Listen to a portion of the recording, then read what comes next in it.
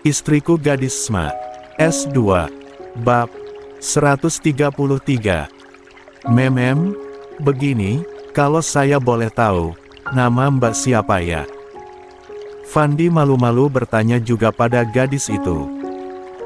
Gadis itu tersenyum simpul, dia seakan waspada sekali pada kami, bahkan tatapan matanya pun terus melirik ke sana kemari seperti takut kalau kami ini orang jahat. Nggak usah takut, kami bukan orang jahat, kami hanya pria kantoran biasa.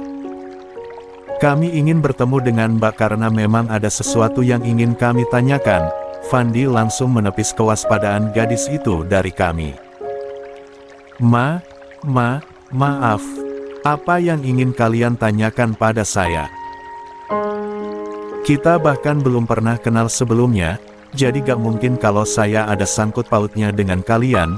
Gadis itu menimpali, dia sangat waspada, berbeda dari Vera yang ceroboh dan mau bergaul dengan siapa saja, bahkan tak pernah sungkan untuk berkenalan dengan orang baru sekalipun. Justru karena itulah kami ingin tahu apakah Anda ada sangkut pautnya dengan kami atau tidak, makanya. 27. Saya bertanya siapa nama Anda, Fandi menjelaskan.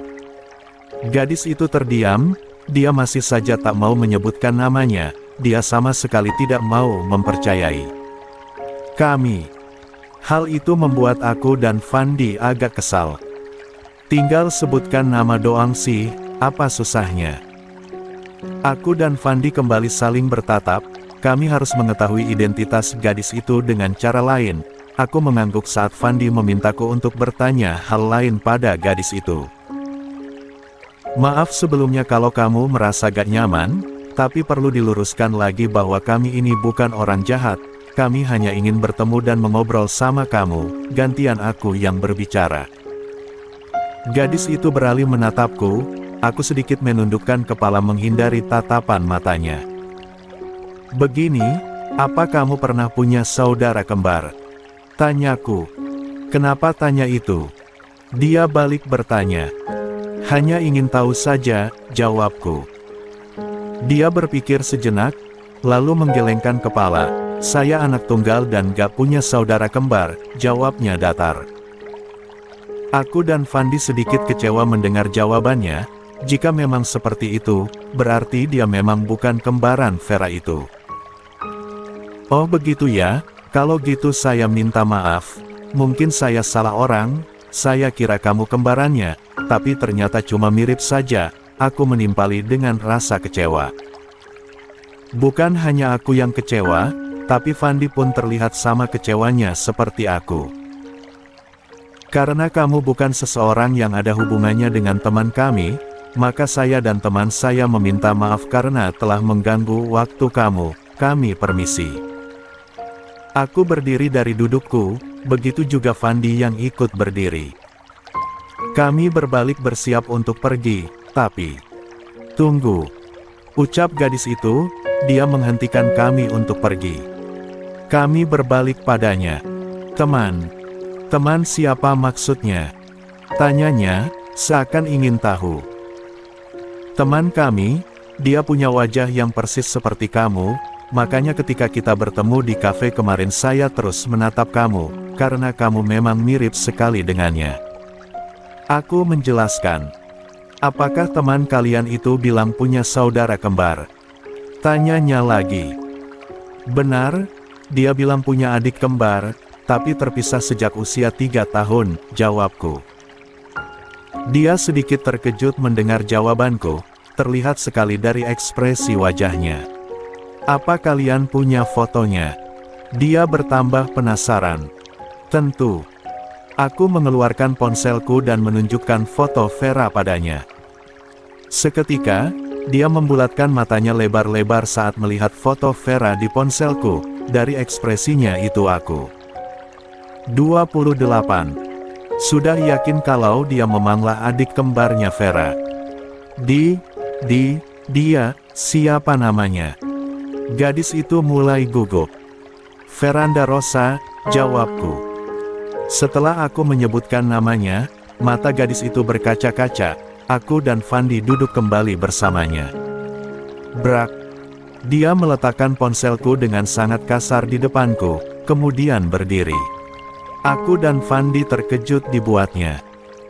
Sebuah keluarga yang membuang salah satu anggotanya hanya karena kemiskinan. Keluarga yang jahat dan tidak berperi kemanusiaan.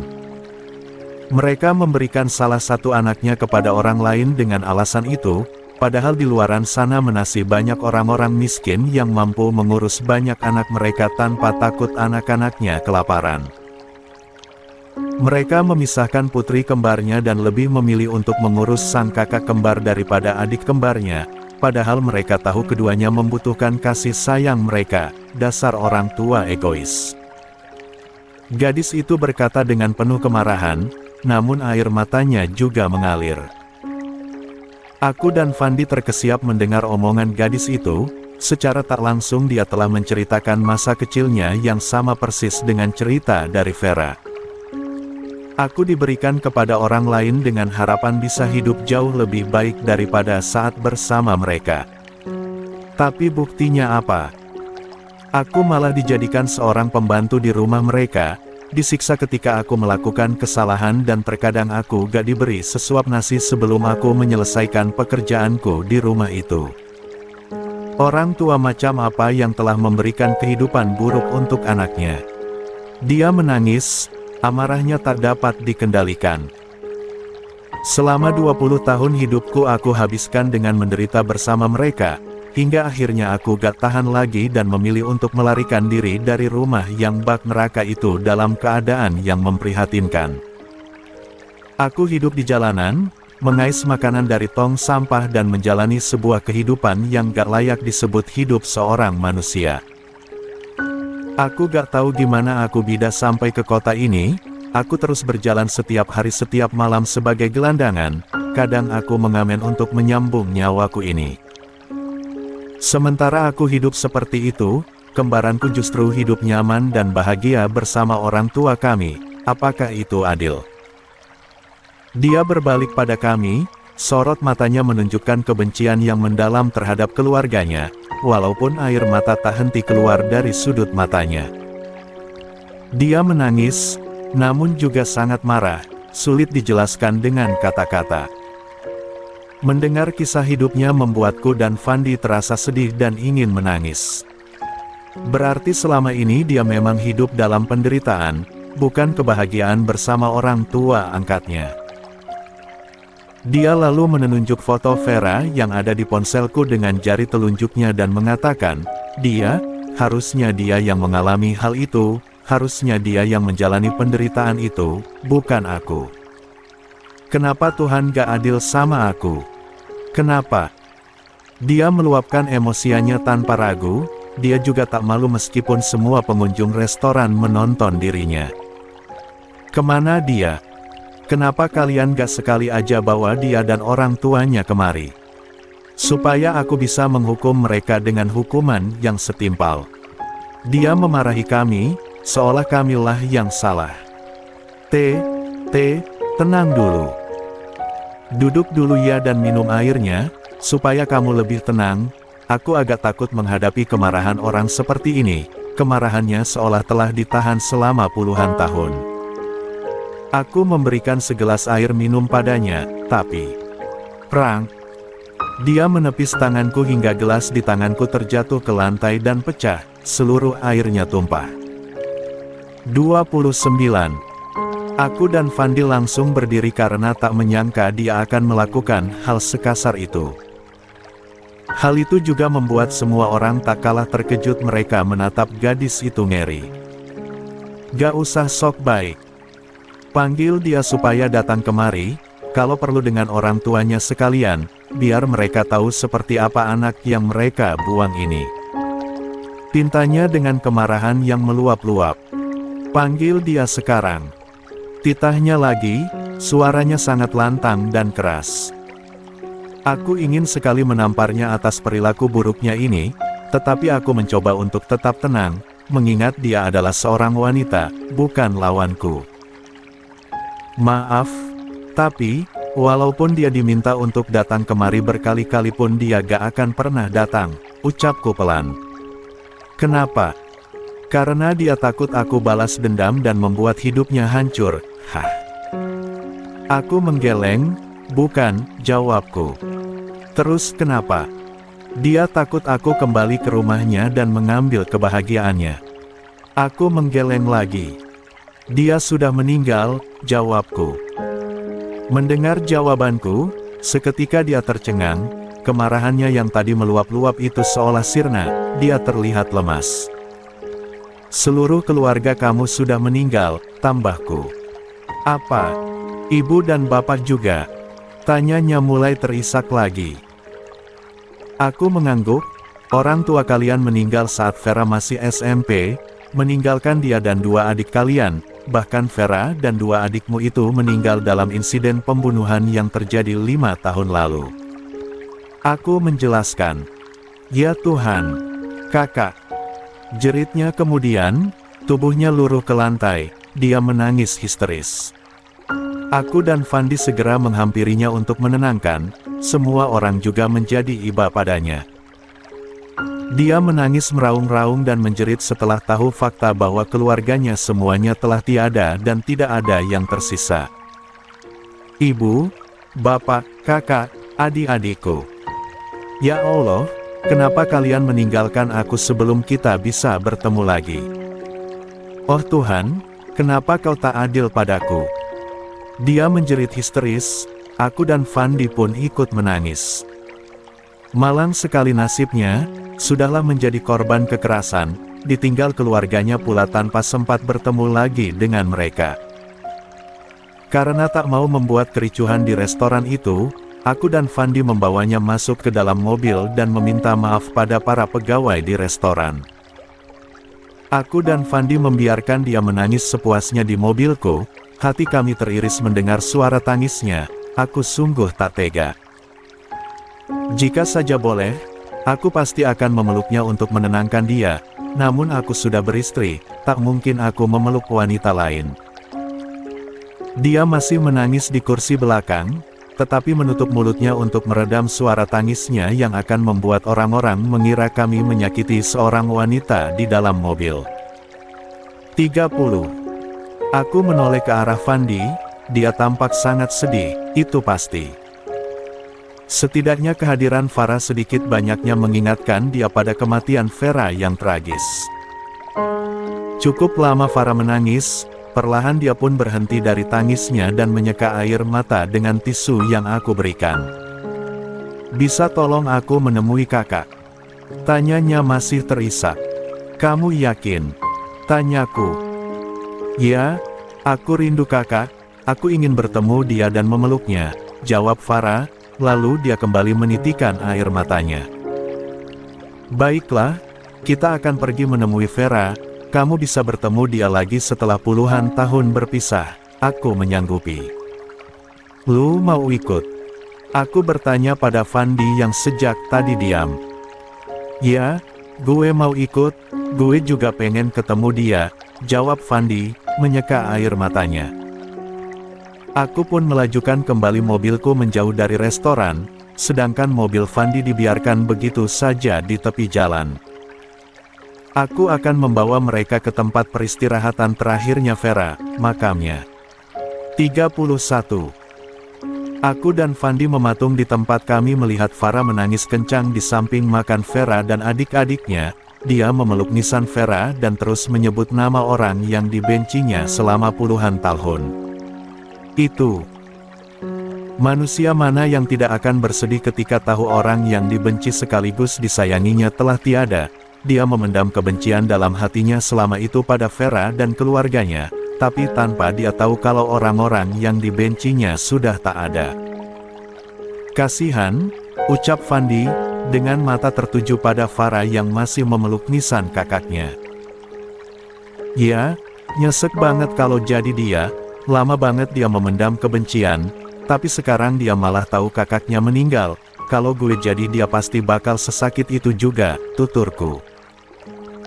Iya, gak kebayang gimana penderitaan yang dia alami selama ini, yang dia pikir semua berawal dari kesalahan orang tuanya, sampai-sampai dia membenci mereka dan yang lainnya. Padahal dia gak tahu kalau orang tuanya sangat menyesal dan ingin mengambil dia lagi, tapi sayangnya mereka terlambat, sampai pada akhirnya dia mengira kalau orang tuanya benar-benar membuang dia. Aku menghela nafas berat, rahasia dalam hidup memang terkadang menyakitkan ketika kita tahu di akhir. Andai aja dulu Farah tak dibawa pergi oleh orang tua angkatnya, tentunya orang tua dia akan kembali mengambil Farah dan mengurusnya bersama Vera dan juga adik-adiknya hingga akhir hayat mereka. Tetapi rupanya, Tuhan seolah memberikan hukuman atas ketidakadilan orang tua Vera kepada mereka, hingga akhirnya mereka sangat terlambat untuk mengambil anaknya lagi. Setelah puas menangis di makam kakaknya, Farah berdiri, menjauh dari makam saudari-saudarinya dan menghampiri kami. Kulihat matanya sembab dan masih basah, dia masih terisak. Maaf soal sikap aku tadi, aku terlalu marah dan kecewa, sehingga aku gak bisa menahan emosiku lagi. Farah meminta maaf pada kami atas kelakuannya tadi di restoran. Nggak apa-apa, saya dan teman saya gak masalah dengan itu, justru kami sangat terkejut mendengar semua penuturan kamu saat marah tadi. Kami tercengang karena kamu ternyata hidup tak sebaik yang kami pikir, tuturku santai, walaupun sebenarnya aku masih sedikit tersinggung dengan perlakuannya tadi. Aku seperti itu, karena yang aku tahu kalau Kak Vera hidup bahagia bersama orang tua kami dengan penuh kasih sayang, sedangkan aku dibuang dan gak dipedulikan sama sekali. Hatiku sakit dan aku membenci mereka yang udah gak peduli lagi sama aku. Aku sangat kecewa, Farah menuturkan dengan suara serak. Mungkin ini terdengar mustahil, tapi kamu salah kalau kamu berpikir seperti itu. Orang tua kamu sangat menyesal setelah kamu dibawa oleh orang tua angkat kamu dan mereka mencoba untuk menemui mereka untuk meminta kamu kembali. Tapi sayangnya, mereka terlambat. Saat mereka datang ke tempat orang tua angkat kamu sudah dibawa jauh oleh mereka dan itu menjadi sebuah penyesalan terbesar bagi mereka. Aku menjelaskan dengan sedikit menambahkan bumbu, agar Farah tidak membenci orang tuanya lagi. Farah terlihat sangat menyesal, dia tak henti menyeka air matanya dengan ujung bajunya. Aku mengajaknya untuk masuk kembali ke dalam mobil, dia menurut, kami pun melanjutkan perjalanan untuk kembali ke kafe tempatnya bekerja.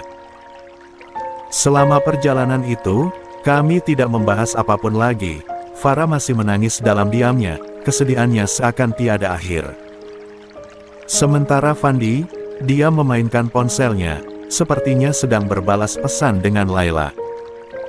32.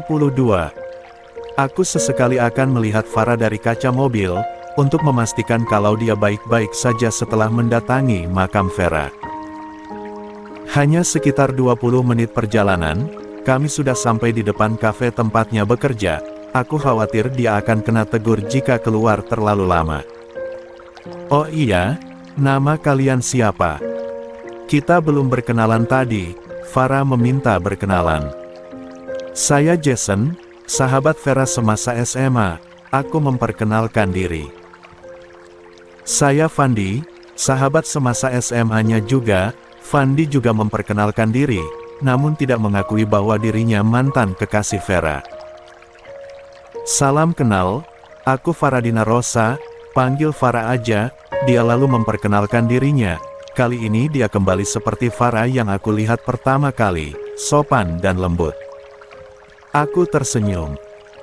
Kak Vera beruntung ya, punya sahabat-sahabat yang sangat baik seperti kalian. Setelah meninggal pun dia masih dikenang, ucapnya. Kalau kami tahu kamu sejak awal, kamu juga akan sama sepertinya, memiliki sahabat seperti kami, jawabku. Apa Kak Vera sudah menikah? Aku menoleh pada Fandi, dia hanya melirik sekejap padaku dan fokus lagi pada ponselnya. Dia hampir menikah, tapi insiden itu menggagalkan rencana pernikahannya, jawabku. Jadi, Kak Vera punya tunangan. Di mana dia sekarang? Aku kembali melirik Fandi, tetapi dia tidak peduli dengan lirikan dariku, dia masih fokus dengan ponselnya. Dia sudah menikah dan punya anak setelah Vera meninggal, jawabku lagi, sambil sesekali melirik Fandi. Alhamdulillah, aku senang kalau lelaki itu bisa bahagia tanpa kakakku.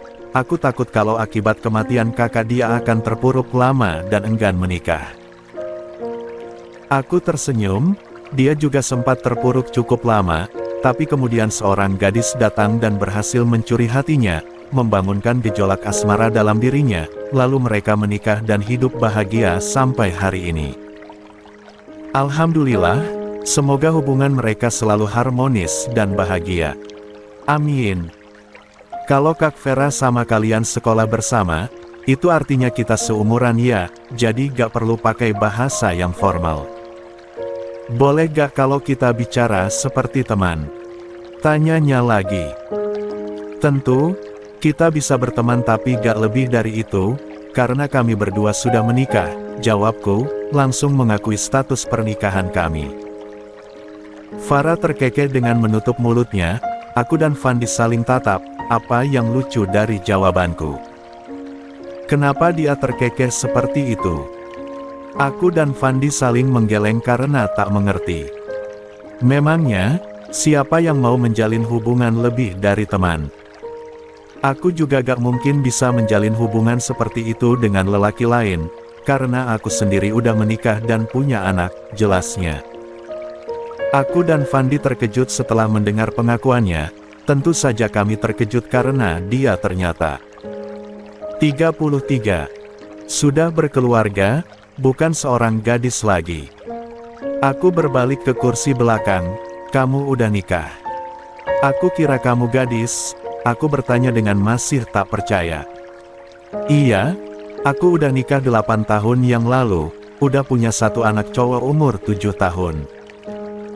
Dan suamiku adalah orang yang memungutku dari jalanan, dia yang memberikan aku kehidupan baru, tanpa rasa jijik dan dia menjadikan aku ratunya. Kehidupan kami sangat sederhana, dia adalah seorang guru SD dan aku bekerja di kafe untuk membantunya mencukupi kebutuhan hidup kami dan anak kami, meskipun dia sempat melarang aku bekerja. Tapi karena aku memaksa, akhirnya dia mengizinkan aku kerja di kafe ini. Dia akan jemput aku saat sore atau malam sesuai dengan jadwal kerjaku. Farah menceritakan tentang kisah hidupnya dan pasangannya. Aku cukup lega mendengar ceritanya, setidaknya dia sudah menjalani kehidupan yang baik dengan lelaki yang dicintainya. Ah, dia rupanya masih sangat beruntung, karena dipertemukan dengan seorang lelaki yang baik, dia pantas bersyukur. Syukurlah. Aku senang kalau kamu udah punya kehidupan yang bahagia, semoga kamu dan keluarga kecil kamu hidup penuh kebahagiaan dan harmonis selalu, tuturku. Amin, kalian juga ya. Kapan-kapan, bawa anak istri kalian kemari, aku pengen ketemu sama mereka. Aku tersenyum dan mengangguk. Setelah itu, Farah keluar dari mobilku dan masuk ke dalam kafe untuk bekerja kembali. Sepeninggal Farah, aku dan Fandi sama-sama diam, belum ada pembahasan yang ingin kami jadikan obrolan. Fandi mengubah posisi duduknya yang tak nyaman menjadi tegak, dia lalu membuang nafas kasar. Aku menoleh, kenapa? Apa lu agak nyesek karena tahu dia udah nikah? Tanyaku usil. Fandi juga menoleh padaku, lu pikir muka gue ini muka cowok yang gampang suka cewek? Lu juga tahu sendiri, kalau gue udah jatuh cinta sama satu cewek, hati gue gak bakalan berubah kecuali memang gue gak akan bisa milih dia. Gue udah punya Laila, ngapain gue harus suka sama cewek yang mirip almarhumah mantan pacar gue? Kurang kerjaan lu nanyain begituan. Fandi terlihat kesal padaku. Aku tertawa pelan mendengar omelannya. Tapi dia mirip banget sama Vera. Gue pikir lu bakalan kepincut sama dia, candaku lagi. Meskipun mereka sama, tapi banyak hal yang membedakan mereka. Saat gue pertama kali lihat dia, ya gue pikir dia memang mirip Vera, tapi setelah gue dengar suara dan cara bicaranya, dia sama sekali berbeda dengan Vera. Walaupun fisiknya sama dengan Vera, Tapi nyatanya gue gak suka sama dia seperti gue suka Vera. Bagi gue dia tetap orang asing yang cuma kebetulan mirip aja. Jadi, lu gak kepincut nih? Atau memang lu pura-pura gak kepincut padahal beneran suka? Aku memicingkan mata curiga. Astaga, demi Tuhan gue gak ada rasa apapun sama dia, gue cuma cinta sama Layla dan Safina aja, swear. Fandi mengacung dua jarinya sebagai tanda dirinya tidak berbohong. Gak percaya gue, muka playboy kayak lu mana mungkin setia? Aku mengejeknya. Sialan nih kakak laknat. Nih lihat kalau lu gak percaya secinta apa gue sama Layla. Fandi dengan sangat kesal menunjukkan riwayat chatnya dengan Layla. Aku menatapnya seksama. Setiap kata yang digunakan oleh Fandi untuk membalas chat pada Layla adalah kata-kata yang manis. Dia bahkan banyak menyematkan emoji hati pada akhir kalimatnya. 34. Romantis sekali rupanya kedua pasangan ini. Aku baru tahu kalau Fandi juga sama seperti aku yang sangat bucin terhadap pasangan. Aku menghela nafas lega, oke deh gue percaya, tapi gak sepenuhnya percaya ya. Cuma chat doang gak akan bisa yakinin gue kalau lu setia sama Layla. Awas aja kalau lu berani sukai cewek lain daripada Layla, bakal gue ambil dia dan bawa dia sejauh mungkin. Aku mengancamnya dengan tegas. Ya Allah, gak percayaan amat lu, lagian dia bukan adik kandung lu, Kak Raihan yang lebih berhak bawa dia pergi. Lu mah cuma kakak angkat yang laknat, hahaha. Fandi mengejekku, lalu tertawa. Sialan, adik ipar zolim. Sana lu keluar dari mobil gue.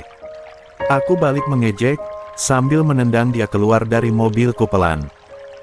Nah, kan memang laknat, sama adik ipar jahatnya minta ampun, dasar pelit. Ledeknya lagi. Bodoh amat, sana lu pergi. Aku mengusirnya. Hahaha. Jangan lupa nanti malam datang ya. Ogah. Gue mau tidur aja daripada datang ke rumah lu. Jawabku ketus. Oke, kalau lu gak mau, gue pasti Natasha bakal ada di rumah gue tanpa lu tahu. Dia mengancamku, dia tersenyum lebar. Dasar adik ipar gak sopan, maksa banget sih. Iya gue bakalan datang, siapin aja makanan yang enak. Fandi tersenyum lebar lagi dan berkata, oke kakak ipar laknat. Dengan senyuman yang mengejek. Lalu dia berlari ke arah mobilnya. Aku geleng-geleng kepala, Fandi dan akan bersahabat sejak lama, tak aneh jika kami saling mengejek, kami tidak sakit hati sama sekali, karena itulah tanda pertemanan kami sejak dulu. Fandi pergi lebih dulu dengan mobilnya dan aku pun juga pergi dari halaman kafe itu.